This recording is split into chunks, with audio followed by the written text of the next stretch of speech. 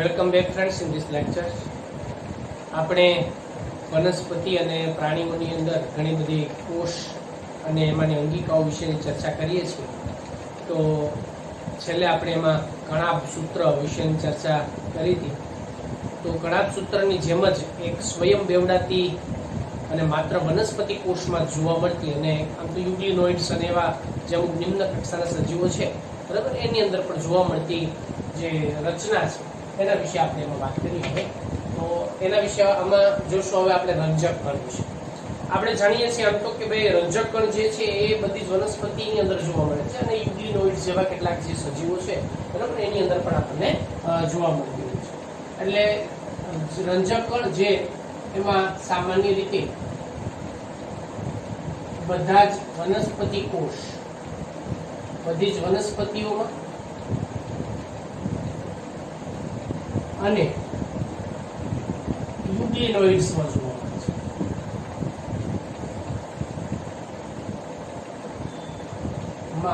જોવા મળે છે. હવે બીજી જો આપણે ખાસ એમાં વાત કરીએ તો વનસ્પતિની અંદર એમાં આપણને અલગ અલગ પ્રકારના જે રંજક દ્રવ્યો જે છે એમાં આવેલા જોવા મળતા હોય છે, જેના પરિણામે એનો રંગ જુદો જુદો હોય છે. વનસ્પતિની અંદર આપણે જોઈએ તો પાંદડા અથવા તો પર્ણ જેને આપણે કહીએ છીએ, એ પર્ણના રંગમાં પણ વિવિધતા જોવા મળતી હોય છે, પુષ્પના રંગમાં પણ વિવિધતા જોવા મળતી હોય છે. તો આ બધા જે રંગો છે એ કોના કારણે હોય છે? તો એમાં આવેલા જે કોઈ પણ એવા રંગ કણો હોય કે પછી રંજક દ્રવ્યો હોય એના પરિણામે એની અંદરના આપણને રંગ જોવા મળતા હોય છે.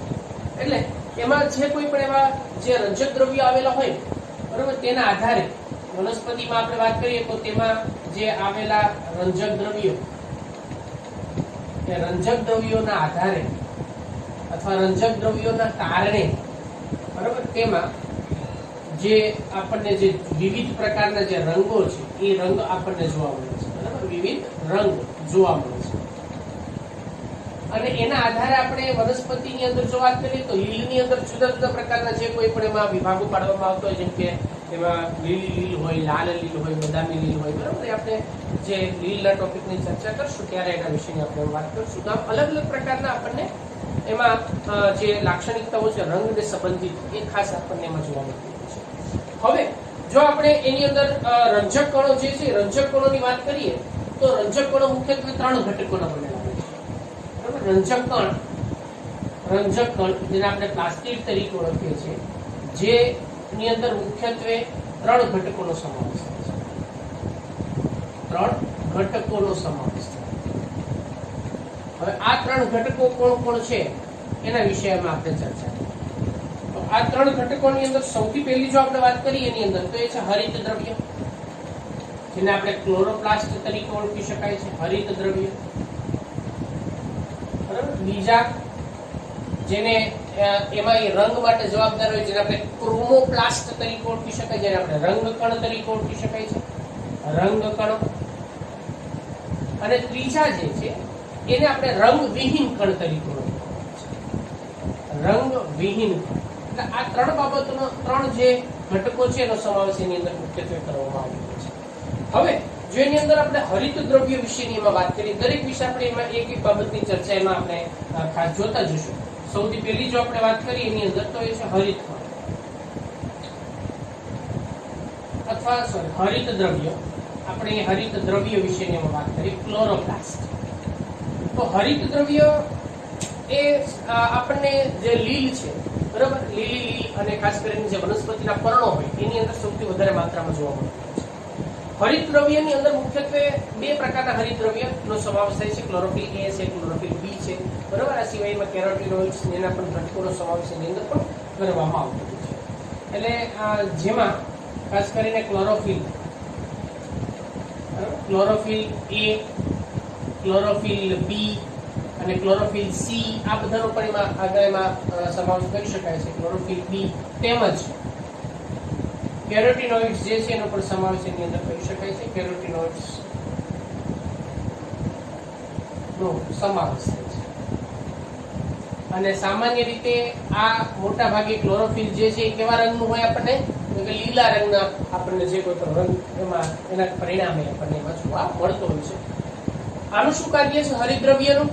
તો એ વનસ્પતિમાં કઈ પ્રક્રિયા કરે? ખોરાક બનાવવા માટેની પ્રકાશ સંશ્લેષણ. તો એ શું કરે છે? પ્રકાશને ગ્રહણ કરે છે, પ્રકાશ સંશ્લેષણની પ્રક્રિયા કરે છે. બરાબર? એટલે જે પ્રકાશગ્રાહી એકમો છે, આ પ્રકાશગ્રાહી એકમો, અને જેના વડે કઈ પ્રક્રિયા થાય? એમાં પ્રકાશ સંશ્લેષણ.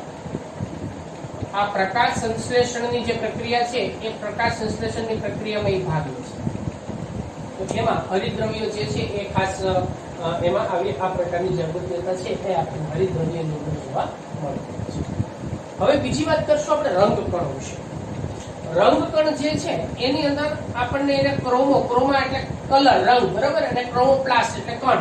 તો રંગકણ જે છે એ રંગકણની અંદર આપણને પર્ણની અંદર જો વાત કરીએ, પુષ્પની અંદર વાત કરીએ, તો વિવિધ પ્રકારના આપણને એમાં રંગ ધરાવતા રંગની ધરાવતી રચના જે છે એની અંદર આપણને જોવા મળે છે. તો એમાં કોનો પાઠ સમાવેશ થાય છે? તો તેમાં ચરબી દ્રાવ્ય જે ઘટક છે, બરાબર, કે જે ચરબી દ્રાવ્ય ઘટક તરીકે એમાં કેરોટીનોઇડ્સ નો સમાવેશ થાય છે. આ ઉપરાંત એની અંદર અલગ અલગ પ્રકારના જે પીળા રંગ માટેની વાત કરીએ, ખાસ તો ઝેન્થોફિલ છે, એનો સમાવેશ થાય છે. કેરોટીન છે, બરાબર, એનો સમાવેશ એની અંદર કરવામાં આવે છે. આ સિવાય એમાં જે ફ્યુકોઝેન્થિન છે, અથવા ફાઇકોસાઇનિન છે, બરાબર, વગેરે ઘટકો જે છે એનો સમાવેશ થાય છે. અને જે આપણને વનસ્પતિમાં વિવિધ રંગ, બરાબર, વિવિધ રંગ જેવા કે પછી લાલ હોય, પછી આપણને એની અંદરના જે કોઈ પણ બદામી હોય, બરાબર, એવા પીળા હોય, પીળો એવો જે છે એમાં એ રંગ આપે છે, બરાબર. એટલે આપણને જે અલગ અલગ પ્રકારના જે રંગ છે, રંગ માટે જવાબદાર કણ, જેને કયા કણ કહીશું? આપણે રંગકણ તરીકે ઓળખવામાં આવે છે. તો આ રંગકણ જે આપણને રંજક કણમાંના જે બીજા ઘટક. હવે ત્રીજો જે આપણે વાત કરશું એની અંદરના, તો એ છે રંગવિહીન. હવે જે રંગવિહીન કણ છે એને આપણે લ્યુકોપ્લાસ્ટ તરીકે ઓળખવામાં આવે છે. અને રંગવિહીન કણ માં સામાન્ય રીતે કોનો સમાવેશ થાય છે? તો કે આમાં રંગવિહીન કણો જે છે મોટાભાગે બધા ખોરાક સંગ્રહિત આપણને રચના ધરાવતા જોવા મળતા હોય છે. એટલે જેમાં જુદા જુદા પ્રકારના જે ખોરાક સંગ્રહિત જે ઘટકો છે, બરાબર, જે ખોરાક સંગ્રહિત ઘટકો એનો સમાવેશ થાય છે, અને એમાં જો આપણે ખાસ કરીને વાત કરીએ તો કેટલાક ઘટકો એમાં એવા છે કે જે સ્ટાર્ચ સ્વરૂપે આપણને ખોરાકનો સંગ્રહ પામતા આપણને જોવા મળતા હોય, એને આપણે સ્ટાર્ચ કણ તરીકે ઓળખવામાં આવે છે, બરાબર. તો એને આપણે સ્ટાર્ચ કણ, જેમાં સ્ટાર્ચ સ્વરૂપે ખોરાકનો સંગ્રહ થાય છે. એટલે આ કાર્બોદિત પદાર્થ જે છે એ કાર્બોદિત પદાર્થ, બરાબર, એનો સંગ્રહ કરતા ઘટકો છે, ઉદાહરણ તરીકે આપણે જો વાત કરીએ તો બટાકાની અંદર શું હોય? મુખ્યત્વે ખોરાક સંગ્રહિત ભાગનું જે આપણે ઉપયોગ કરીએ ને બટાટાનો, આપણે વનસ્પતિ બાહ્યકર વિદ્યામાં ઓલરેડી ચર્ચા કરી ચૂક્યા છે કે બટાટા જે છે એ ખોરાક સંગ્રહિત ભાગ છે, અને એની અંદર એનો જે સ્ટાર્ચની હાજરી જે છે મોટા પ્રમાણમાં એમાં જોવા મળતી હોય છે. હવે બીજું જો આપણે વાત કરીએ તો તૈલી બિંદુ અથવા તો તૈલી કણ અથવા તો તૈલી ઘટકો. હવે આ જે છે બધા એ લિપિડમય ઘટકો છે, બરાબર. આ લિપિડમય ઘટકો છે, તૈલી પદાર્થો છે. આ બધા જે છે તૈલી પદાર્થો છે કે જેનો આપણને અલગ અલગ પ્રકારના જે વનસ્પતિની અંદર પણ સંગ્રહ થતો જોવા મળે. જેમ કે વનસ્પતિના બીજ હોય, મગફળીનું બીજ હોય, તેની અંદર તૈલી ઘટકોની રચના જોવા મળે. ઘણા બધા કોષોની અંદર ખોરાક સંગ્રહિત ઘટકો પણ તૈલી બિંદુ સ્વરૂપે આપણને આવેલા જોવા મળતા હોય છે. એવા અલગ અલગ પ્રકારના આપણને એની અંદરના ઘટકો તરીકે જોવા મળે, જે રંગવિહીન કણમાં સમાવેશ થાય છે. અને ત્રીજા જે છે એમાંના, બરાબર, જેની અંદર આપણે એને સમિતાયા કણ તરીકે ઓળખવામાં આવે છે. સમિતાયા કણ જે છે એ સમિતાયા કણ જેની અંદર આપણે સ્ટાર્ચ એની અંદર પ્રોટીનનો સમાવેશ કરવામાં આવે છે, અને પ્રોટીન કણ તરીકે ઓળખવામાં આવે છે. પ્રોટીનમય કણ, બરાબર, જેની અંદર કોનો ખોરાક સંગ્રહ તરીકે થાય છે? તો પ્રોટીન. એ પ્રોટીન નો જે ખોરાક સંગ્રહ છે એ ખોરાક સંગ્રહની રચના આપણને એની અંદર જોવા મળે છે. તો તો આ જે આપણે વાત કરી એ મુખ્યત્વે જે હરિતકણ છે બરાબર, એમાંના રંજકકણ જે છે રંજકકણના અલગ અલગ ભાગો વિશેની વાત કરી. હવે આપણે એમાં હરિતદ્રવ્ય હરિતકણ જે છે હરિતકણ વિશેની એમાં આપણે ચર્ચા કરી છે. તો જે હરિતકણની જે રચના છે એ કઈ પ્રકારની આપણને જોવા મળે છે, અને વનસ્પતિની અંદર હરિતકણ જે છે એ પર્ણમાં આપણને જે પર્ણમધ્ય પેશી છે એની અંદર આવેલા હોય એની રચના કઈ પ્રકારની જોવા મળતી હોય છે. તો હરિતકણ જે છે સૌથી પહેલા તો આપણે જાણીએ છીએ કે હરિતકણ એ સ્વયં બેવડાતી એક અંગિકા છે, અને જે વનસ્પતિની અંદર આપણને જે ખાસ કરીને પર્ણ છે અથવા તો જેના કુંબળા અને લીલા જે ભાગો હોય છે બરાબર, એની અંદર આપણને મુખ્યત્વે જોવા મળતી હોય છે. તો એની જે બાહ્ય એની જે રચના છે એ રચનાની જો આપણે વાત કરીએ તો હરિતકણ એ બેવડાયેલી એક બેવડા પટલમય અંગિકા છે બરાબર. હરિતકણ જે છે એ બેવડા પટલમય અંગિકા છે, એના વિશે આપણે એમાં ચર્ચા કરીએ કે કઈ પ્રકારની રચના આપણને એની અંદર જોવા મળતી હોય છે. તો સૌથી પહેલા તો હરિતકણની અંદર આપણને એમાં દ્વિસ્તરીય આવરણ જોવા મળે છે.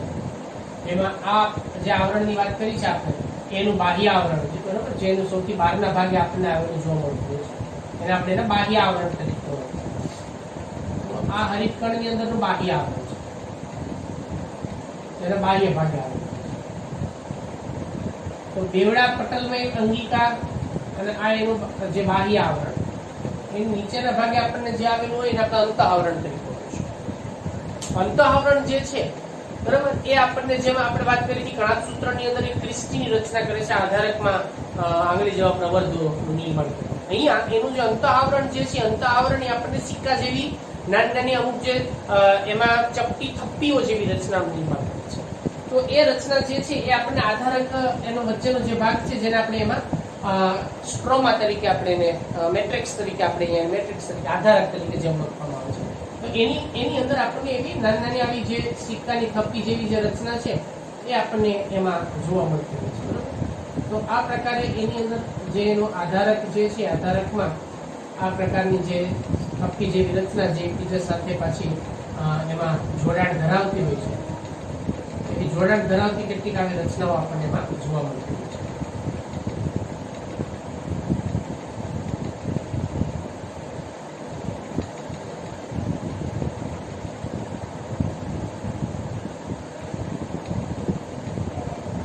એકબીજા સાથેનું જે જોડાણ હોય બરાબર, એ પણ આપણને એની અંદર જોવા મળે.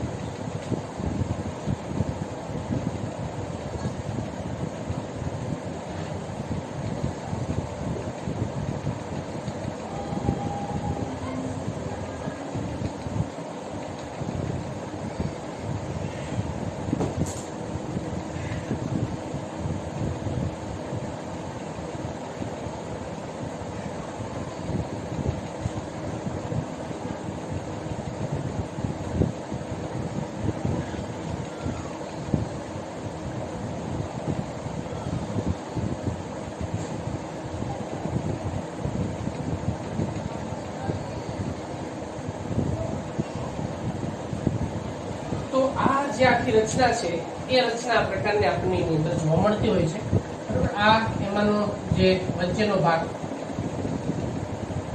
જેને આપણે સ્ટ્રોમા તરીકે ઓળખવામાં આવે છે બરાબર, આ ભાગ જે છે ને સ્ટ્રોમા તરીકે ઓળખવામાં આવે છે. તો આને હવે આપણે એમાં નામ નિર્દેશન જો જોઈએ તો નામ નિર્દેશનની અંદર ખાસ કરીને જો બાહ્ય પટલ બરાબર, બાહ્ય પટલ જે આપણને એમાં બહારના ભાગે આવેલું જોવા મળતું હોય છે બાહ્ય પટલ. બાહ્ય પટલની અંદરના ભાગે આપણને અંતઃપટલની રચના આવેલી જોવા મળે છે. અંતઃપટલ જે આપણને આવા કેટલાક જે ચપટી જે સિક્કામય થપ્પી જેવી રચના આપણને જે ધરાવતી જોવા મળે એવી એક થપ્પી આખી એક સિંગલ અહીંયાથી અહીંયા સુધી એક થપ્પી જેને આપણે ગ્રેનમ તરીકે ઓળખવામાં આવે છે. ગ્રેનમની અંદર એક જે સિક્કા જે એક જે ભાગ છે આટલો ભાગ એક બરાબર, એને આપણે થાઇલેકોઇડ તરીકે ઓળખવામાં આવે છે. એક ભાગ એમાં બરાબર, આ જે છે થાઇલેકોઇડ કહેવામાં આવે છે, થાઇલેકોઇડ. અને આ જેટલા પણ બધા ગ્રેનમ છે 1 2 3 4 5 જેટલા જેટલા પણ ગ્રેનમ દેખાય ગ્રેનમના સમૂહને ગ્રાના કહેવામાં આવે છે. યાદ રાખજો.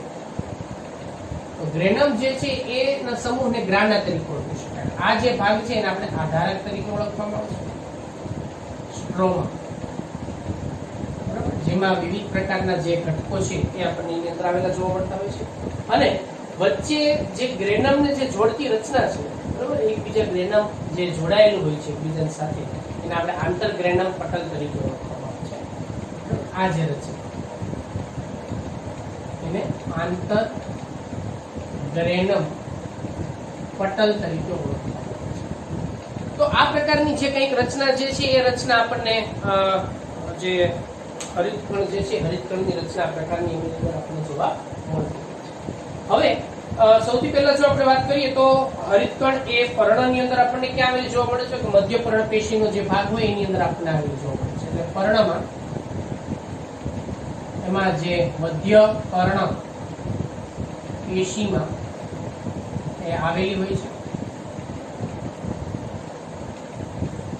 અને દરેકે જે વનસ્પતિ હોય વનસ્પતિની અંદર ખાસ કરીને આપણને એ જોવા મળતી હોય છે, પણ એના આકાર જે છે ને એમાં ઘણી બધી વિવિધતા જોવા મળતી હોય છે, બરાબર. તેનો આકાર, આપણે જો આકારની વાત કરીએ તો આકારની અંદર એ આપણને ઘણામાં લંબગોળાકાર,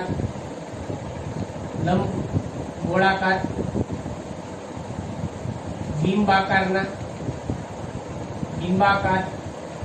બરાબર, કેટલાકની અંદર પટ્ટીમય, તો એવા કેટલાકની અંદર આપણને ચપટી રચના ધરાવતા જે છે એ પણ જોવા મળે છે. કેટલાકની અંદર જાળીમય રચના પણ ધરાવતા હોય છે, જાળીમય. આવા અલગ અલગ પ્રકારનો જે આકાર છે એ આકારની અંદર આપણને ઘણી બધી વિવિધતા આપણને એની અંદર જોવા મળતી હોય છે.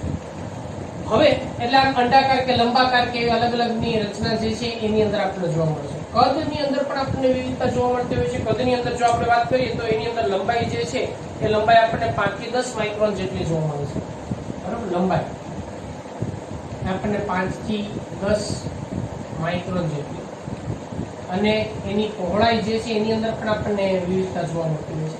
પહોળાઈ જે છે સામાન્ય રીતે આપણને 2 થી 4 માઇક્રોન ધરાવતી પહોળાઈની રચના પણ આપણને એમાં જોવા મળે છે. 2 થી 4 માઇક્રોન મીટર μm, બરાબર. તો આ રીતે લંબાઈ અને પહોળાઈની અંદર પણ આપણને વિવિધતા જે છે એ આપણને જોવા મળે છે. સંખ્યાની જો આપણે વાત કરીએ તો સંખ્યામાં પણ આપણને જુદાપણું જોવા મળે છે, બરાબર. જેમાં પણ વિવિધતા હોય છે, જેમાં પણ આપણને વિવિધતા જે છે વિવિધતા એમાં જોવા મળે છે. હવે સામાન્ય રીતે જો આપણે વાત કરીએ તો ક્લેમિડોમોનાસ જે છે એ ક્લેમિડોમોનાસ લીલી છે. એ લીલી એક કોષીય છે, બરાબર. એટલે એની અંદર જેમાં એક સંખ્યામાં હોય છે, જેમાં એકની સંખ્યામાં હોય છે. પણ જો આપણે વનસ્પતિ કોષની અંદર જો વાત કરીએ તો વનસ્પતિ કોષની અંદર એની સંખ્યા જે છે એની અંદર પણ આપણને વિવિધતા સામાન્ય રીતે જોવા મળતી હોય છે. એટલે મધ્યપર્ણ પેશીની અંદર આપણને એની સંખ્યા જે છે એ સામાન્ય રીતે એના એક કોષમાં, બરાબર, 20 થી 40 જેટલા હોય છે. મધ્યપર્ણ પેશીના કોષમાં કેટલી હોય? 20 થી 40 જેટલી સંખ્યા. આ રીતે એની સંખ્યા જે છે એ સંખ્યામાં પણ આપણને જે વિવિધતા જે છે વિવિધતા એ આપણને એની અંદર ધરાવતી જોવા મળે છે. તો હવે એમાં મુખ્યત્વે જે કયા ભાગ છે તો એના વિશે જો આપણે વાત કરીએ કે એની જે રચના છે, રચના કઈ પ્રકારની એમાં આવેલી જોવા મળે છે. તો સૌથી પહેલા તો એમાં 2 આવરણ આવેલા હોય, જેને આપણે બાહ્ય અને બીજું જે છે એને આપણે અંતઃ આવરણ તરીકે ઓળખવામાં આવે છે. જેમાં અંતઃ આવરણ જે છે, બરાબર, એ આવેલા અંતઃ આવરણ જે આધારકમાં આપણને ચપટી, એમાં જે સિક્કાની જે થપ્પી છે એના જેવી રચના અંતઃપટલ જેને આપણે કહી શકાય, અંતઃપટલ, અંતઃ આવરણ જે નામ આપે એમાંથી નિર્માણ પામે છે.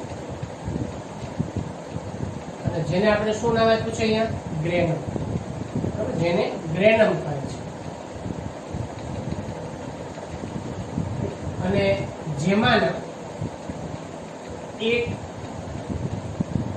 સિક્કાને આજે એક રચના છે, એક સિંગલ, બરાબર, આટલી જ એક થાઇલેકોઇડ કહે છે.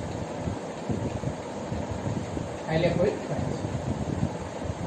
છે. થાઇલેકોઇડ જે છે એને આપણે એની અંદર અલગ અલગ પ્રકારના જે ઘટકો હોય પ્રકાશ કરવાની એકમ, બરાબર, જેને આપણે ક્વોન્ટોઝોમ્સ તરીકે ઓળખવામાં આવતા હોય છે. એટલે આ રીતે એમાં થાઇલેકોઇડ જે છે થાઇલેકોઇડની રચના આવેલી જોવા મળે છે. હવે ગ્રાના એટલે શું? ગ્રેનમના સમૂહને શું કહેશું? ગ્રાન. એટલે આખી જે આપણને જે સંરચના જોવા મળે છે એને આપણે ગ્રાના તરીકે ઓળખીશું. એટલે ગ્રેનમના સમૂહને ગ્રાના કહે છે. ગ્રેનમનો જે સમૂહ છે એને આપણે ગ્રાના તરીકે ઓળખવામાં આવે છે, જેમાં 20 થી લઈ અને 100 જેટલા ગ્રેનમ આવેલા હોય છે. કેટલા હોય? આવા 1 2 3 4 5 6 આવા કેટલી સંખ્યામાં હોય? એમાં 20 થી 100 જેટલા હોય છે. એક થપ્પીની અંદર જો આપણે વાત કરીએ તો એની અંદર પણ ઘણી બધી વિવિધતા જે છે એ આપણને એની અંદરની જોવા મળતી હોય છે. એટલે સામાન્ય રીતે થપ્પીની અંદર પણ આપણને ઘણી બધી 40 થી 50 જેટલી જે લાક્ષણિકતાઓ છે એ આપણને માનવ જોવા મળતી હોય છે. તો આ એના જે રચના છે, બરાબર, એને ગ્રેનમ નો સમૂહ, બરાબર, એને આપણે ગ્રાના તરીકે ઓળખીશું. હવે આંતરગ્રેનમ પટલ જે છે એ શેને જોડે છે? એકબીજા જે ગ્રેનમ છે એ એકબીજા સાથે આંતરગ્રેનમ પટલ વડે જોડાયેલા હોય છે. અને વચ્ચેનો જે ભાગ છે, બરાબર, અવકાશ, જેને આપણે આધારક તરીકે ઓળખવામાં આવે છે. એટલે આધારક, જેમાં આધારક દ્રવ્ય ભરેલું હોય છે, બરાબર, એની અંદર આધારક દ્રવ્ય ભરેલું હોય. અને આ આધારક દ્રવ્યની અંદર અલગ અલગ પ્રકારના જે કોઈ પણ એમાં રિબોઝોમ્સ જે છે, રિબોઝોમ્સ આવેલા આપણને જોવા મળતા હોય છે. 70S પ્રકારના રિબોઝોમ્સ હોય, એમાં અલગ અલગ જે કોઈ પણ ઉત્સેચકો એમાં આવેલા જોવા મળતા હોય છે. કેમ કે અહીંયા પ્રકાશ સંશ્લેષણની પ્રક્રિયા થાય છે ખાસ. એટલે પ્રકાશન અંધકાર પ્રક્રિયા માટેના જે જવાબદાર ઉત્સેચકો છે એ આવેલા હોય છે. એનું DNA પણ આવેલું હોય છે. બરાબર, આવા અલગ અલગ પ્રકારના જે કોઈ પણ ઘટકો છે એ આપણને એની અંદર ખાસ કાર્બોદિત અને પ્રોટીન ને એવા બધા ઘટકોનું સંશ્લેષણ કરતા ઉત્સેચકો પણ એમાં આપણને આવેલા જોવા મળતા હોય છે. એટલે આધારકની અંદર શું હોય? તો આધારકમાં આપણને DNA આવેલું હોય, DNA હોય, RNA હોય, રિબોઝોમ, આ 70S પ્રકારના રિબોઝોમ એમાં જોવા મળે છે. રિબોઝોમ, બરાબર, એ આપણને આવેલા જોવા મળતા હોય છે એમાં. આ ઉપરાંત એની અંદર ઉત્સેચકો કે જે ખાસ કરીને એમાં પ્રોટીન કે કાર્બોદિત પદાર્થોને એનું સંશ્લેષણ કરતા જે ઉત્સેચકો છે એ ઉત્સેચકો પણ આપણને એની અંદર આવેલા જોવા મળતા હોય છે. તો બેવડી શૃંખલા ધરાવતું DNA છે, RNA, 70S રિબોઝોમ્સ, ઉત્સેચકો, અન્ય જે ઘટકો છે, બરાબર, એ પણ આપણને એમાં આવેલા જોવા મળે છે. તો આ જે આપણે રચનાની વાત કરી, કોના વિશેની વાત કરી? હરિતકુળ વિશે. હવે આનું કાર્ય શું છે છેલ્લું આપણે જોઈએ તો શું કાર્ય છે? શેમાં આપણને ભાગ લેતી જોવા મળશે અંગિકા જે છે, બરાબર? તો એનું કાર્ય કઈ પ્રક્રિયા કરે છે? ખાસ કરીને પ્રકાશ સંશ્લેષણ માટેની બે પ્રક્રિયાઓ, બરાબર. કઈ પ્રક્રિયા? અંધકાર પ્રક્રિયા અને પ્રકાશ પ્રક્રિયા, બરાબર. એ પ્રક્રિયા જે છે એ આમાં આપણને થતી જોવા મળે છે. પ્રક્રિયા તેમાં થાય છે. એટલે પ્રકાશ સંશ્લેષણનું કાર્ય જે છે ખાસ એ આ અંગિકા દ્વારા આપણને થતું જોવા મળે, જેથી કરીને આને કોષનું શું કહેવાય? આપણે રસોડું. કોષનું રસોડું. શા માટે કોષનું રસોડું ભાઈ? કે આમાં પ્રકાશ સંશ્લેષણની જે પ્રક્રિયા છે એના દ્વારા પોતે એનો ખોરાક બનાવતી અંગિકા છે, બરાબર. એટલે આપણે આ પ્રકારની રચના અને કાર્ય જોવા મળતું હોય છે. તો આ વાત થઈ રંજક કણ, એના વિશેની આપણી ચર્ચા આપણે અહીંયા પૂરી કરીએ છીએ.